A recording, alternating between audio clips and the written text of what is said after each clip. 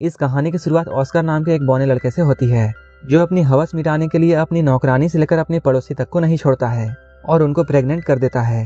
ये कहानी ऑस्कर के कारनामों से भरी हुई है। तो चलिए देखते हैं ऑस्कर और क्या क्या कारनामे करता है। इस मूवी का नाम है टिन ड्रम। इसे 1979 में रिलीज किया गया था। इस कहानी की शुरुआत में हम लोग एना नाम की एक औरत को देखते हैं, जो कि अपने खेतों में काम कर रही होती है। तभी वहाँ पर जोसेफ नाम का एक आदमी भागता हुआ आता है और पुलिस से छुपने के लिए उसकी मदद मांगता है। तभी एना उसे अपनी गुफा के अंदर छुपा लेती है, लेकिन जोसेफ इस मौके का फायदा उठाता है और वो गुफा के अंदर ही एना का गेम बजाने लगता है। जब पुलिस यहाँ से चली जाती है तब जोसेफ बाहर आता है और इन दोनों की दोस्ती हो जाती है। इसके बाद ये दोनों एक दूसरे के साथ रहना शुरू कर देते हैं, लेकिन एक दिन पुलिस उसे पकड़ लेती है। इससे पहले कि पुलिस उसे अरेस्ट करती, वो पानी में कूदकर भाग जाता है। जोसेफ के बारे में बहुत से बातें फेमस हो जाती है। कुछ लोगों का कहना है वो पानी में डूबकर मर गया, वहीं कुछ लोग ये कहते हैं वो वहां से भागकर अमेरिका आ गया और वो यहाँ आकर एक अमीर बिजनेसमैन बन गया और यहाँ आकर ऐश कर रहा है। वहीं दूसरी ओर हम लोग एना और उसकी बेटी एग्नेस को देखते हैं, जो कि बाजार में सामान बेचकर अपना गुजारा कर रहे हैं। एग्नेस अपने कजन जैन से प्यार करती थी, जो कि एक पुलिस पोस्ट ऑफिस में काम करता है। इसके अलावा एना अल्फ्रेड से भी प्यार करती थी, जो कि एक जर्मन शेफ था। उन तीनों के घपाघप कार्यक्रम से ऑस्कर नाम का एक बच्चा पैदा होता है। ऑस्कर पैदा होने के बाद रोता ही रहता है और वो चुप ही नहीं होता है। जब उसकी मॉम उससे ये कहती है उसके 3 साल होने के बाद वो उसे एक टिन ड्रम देगी, इसके बाद वो रोना बंद करता है। अपने 3 साल होने के बाद जब ऑस्कर ने अपने जन्मदिन में लोगों को शराब पीते हुए और कुत्ता डांस करते हुए देखा, तब वो डिसाइड करता है कि वो कभी बड़ा ही नहीं होगा और अपने इसी काम को पूरा करने के लिए वो सीढ़ियों से कूद जाता है।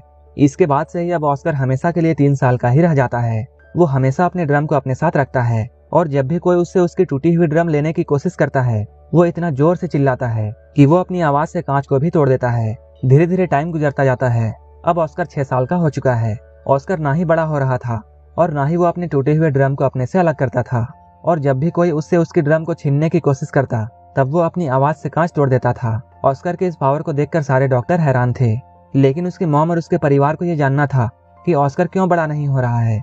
हम लोग देखते हैं एग्नेस हर थर्सडे को ऑस्कर के साथ शहर जाती थी और वो ऑस्कर को एक दुकान पर छोड़ देती थी। इसके बाद वो जैन के पास जाती थी और वहां जाकर वो जैन के साथ भयंकर घपाघप करती थी। लेकिन एक दिन ऑस्कर को अपनी माँ के कांड के बारे में पता चल जाता है। ऐसा करते हुए कई साल बीत जाते हैं और अब ऑस्कर 12 साल का हो चुका है। एक दिन ऑस्कर अपने मॉम डैड के साथ सर्कस देखने के लिए जाता है, जहाँ वो कुछ बौने लोगों को परफॉर्म करते हुए देखता है।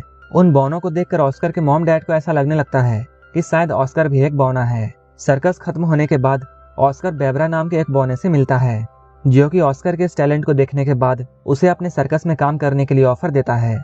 लेकिन तभी ऑस्कर के मॉम डैड वहां आ जाते हैं और वो ऑस्कर को अपने साथ ले जाते हैं। इसके कुछ दिनों के बाद हम देखते हैं ऑस्कर की माँ ऑस्कर को जिस दुकानदार के पास छोड़कर जाया करती थी, वो दुकानदार भी धीरे धीरे एग्नेस से प्यार करने लगा था। वो उसे और ऑस्कर को अपने साथ लंदन चलने के लिए कहता है, लेकिन तभी एग्नेस उसे मना कर देती है और वहां से चली जाती है। इसके कुछ वक्त बाद एग्नेस को ये बात पता चलती है कि वो प्रेग्नेंट है और उसके पेट में जैन का बच्चा है। इस बात से एग्नेस बहुत परेशान हो जाती है और अपनी टेंशन की वजह से वो बहुत सारी मछलियां खा जाती है, जो कि उसे खाना बिल्कुल पसंद नहीं था। वहीं उसके पति अल्फ्रेड को इस बात से कोई भी फर्क नहीं पड़ता है कि एग्नेस के पेट में किसका बच्चा है, और वो एग्नेस को सिर्फ खुश देखना चाहता था। लेकिन ऑस्कर के पैदा होने के बाद एग्नेस को कभी भी खुशी नहीं हुई, इसलिए वो अपने इस बच्चे को पैदा करना नहीं चाहती है और बहुत ज्यादा मछलियां खाने की वजह से उसे फूड पॉइजनिंग हो जाती है और उसकी मौत हो जाती है। इसके कुछ सालों बाद हम लोग ऑस्कर को देखते हैं, जो कि अपनी टूटी हुई ड्रम को ठीक कराना चाहता है। ये सब उस वक्त में हो रहा था जब जर्मनी पूरे पोलैंड में हमला करके उस पर पूरा कब्जा करने की कोशिश कर रहा था। वहीं पोस्ट ऑफिस में भी पुलिस लोग जर्मनियों पर हमला करने की तैयारी कर रहे थे। तभी अचानक जर्मन्स का उन पर हमला हो जाता है। इस हमले में बहुत से लोग मारे जाते हैं, जिनमें से एक जैन भी था। ऑस्कर इस हमले से किसी तरह बच जाता है और वो यहाँ से भाग जाता है। इसके कुछ दिनों बाद हम लोग देखते हैं अल्फ्रेड एक 16 साल की लड़की जिसका नाम मारिया है, उसे अपने दुकान में काम करने के लिए रखता है। मारिया दुकान के साथ साथ ऑस्कर का भी ध्यान रखती थी। धीरे धीरे ऑस्कर को मारिया से प्यार होने लगता है। ऑस्कर की उम्र भी मारिया जितनी ही थी, लेकिन मारिया को इस बात पर यकीन नहीं था और वो ऑस्कर को अभी भी बच्चा मानती थी। जब एक रात अल्फ्रेड किसी काम से शहर से बाहर जाता है, तब वो मारिया के बेड के पास जाता है और वो एक चूहे की तरह उसके कंबल में घुस जाता है और घपाघप करने लगता है। मारिया को भी ऐसा करने में अच्छा लगता है, इसलिए वो ऑस्कर को नहीं रोकती है। धीरे धीरे ऑस्कर उसके और भी करीब आने लगता है, लेकिन अचानक एक दिन उसे ये बात पता चलती है कि मारिया का अफेयर अल्फ्रेड के साथ चल रहा है और मारिया अल्फ्रेड से बहुत प्यार करती थी, लेकिन अल्फ्रेड सिर्फ उसका यूज कर रहा था। मारिया इस बात से बहुत ज्यादा दुखी होती है और वो रोने लगती है। इस मौके का फायदा उठाकर ऑस्कर उसके पास आता है और उसे संभालने की सोचता है, लेकिन मारिया को बहुत गुस्सा आता है और वो ऑस्कर को बौना कहकर उसके पिछवाड़े पर लात मारती है। कुछ महीनों बाद हम लोग ये देखते हैं कि मारिया अल्फ्रेड के बच्चे की मां बनने वाली थी और ऑस्कर उस बच्चे को मारना चाहता था, लेकिन मारिया ऐसा होने नहीं देती है। कुछ दिनों बाद मारिया एक लड़के को जन्म देती है। उस बच्चे को पाकर सभी लोग बहुत खुश होते हैं, लेकिन ऑस्कर ये सब देखकर बिल्कुल भी खुश नहीं था, क्योंकि उसे ऐसा लगता था जैसे वो बच्चा उसी का है। वहीं दूसरी ओर हम लोग ऑस्कर के दोस्त बैबरा को देखते हैं, जो कि वर्ल्ड वार 2 के दौरान नाजी आर्मी में एक बड़ी पोस्ट पर काम कर रहा था। फिर एक दिन वो ऑस्कर को भी अपनी टीम में आने के लिए बोलता है। ये लोग पेरिस में एक परफॉर्मेंस करने वाले थे। ऑस्कर इन लोगों के साथ मिलकर सारे लोगों को अपना टैलेंट दिखाता है। उनके साथ काम करते हुए उसे अपनी टीम की एक लड़की जिसका नाम रोज बीता है, उससे प्यार हो जाता है। अब कई दिन ऐसे बीत जाते हैं। अब ऑस्कर अपने बौने दोस्तों के साथ बहुत खुश था और वो अपनी जिंदगी अपने हिसाब से जी रहा था और वो जब चाहे जैसा कर सकता था। लेकिन एक दिन अचानक अमेरिकन का वहां हमला हो जाता है। ऑस्कर की गर्लफ्रेंड रोजबीता इस हमले में मारी जाती है। उस हादसे के बाद ऑस्कर अपने घर वापस आ जाता है। यहाँ आकर वो मारिया के 3 साल के बेटे को एक वैसा ही ड्रम गिफ्ट करता है जैसा कि उसे अपने 3 साल की उम्र में मिला था। लेकिन मारिया ऑस्कर के यहाँ आने से बिल्कुल भी खुश नहीं थी, लेकिन अल्फ्रेड अपने बेटे के यहाँ आने से बहुत खुश था। अल्फ्रेड अपने बेटे को उन लोगों से छुपा कर रखता है जो कि ऑस्कर को हॉस्पिटल ले जाकर उसका इलाज करना चाहते थे, क्योंकि अल्फ्रेड को ऐसा कभी नहीं लगता था कि ऑस्कर आम लोगों से अलग है। शहर की हालत धीरे धीरे बिगड़ने लगती है। इसके बाद डर के मारे अल्फ्रेड अपने पड़ोसी लीना और अपने बेटे ऑस्कर को बेसमेंट में छुपा कर रखता है। इसके साथ अल्फ्रेड को अपने नाजी होने की बात भी छुपानी पड़ती थी। लेकिन अचानक एक दिन रशियन सिपाही उनके घर पर घुस जाते हैं और वो अल्फ्रेड के सामने ही लीना के साथ जबरदस्ती करने लगते हैं।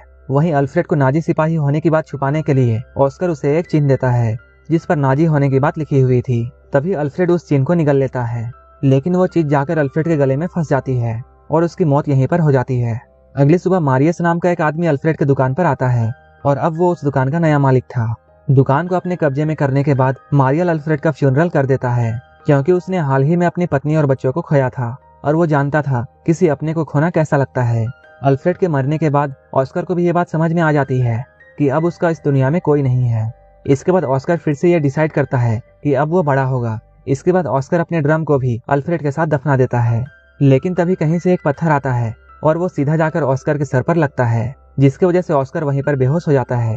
यहीं पर एक आदमी इन लोगों को बताता है कि ऑस्कर अब बड़ा होने लगा है। मूवी के लास्ट सीन में हम लोग ये देखते हैं एना को छोड़कर बाकी सारे लोग इस शहर को छोड़कर जा रहे हैं, जहां ऑस्कर को पता चलता है कि उसके चिल्लाने की शक्ति अब जा चुकी है।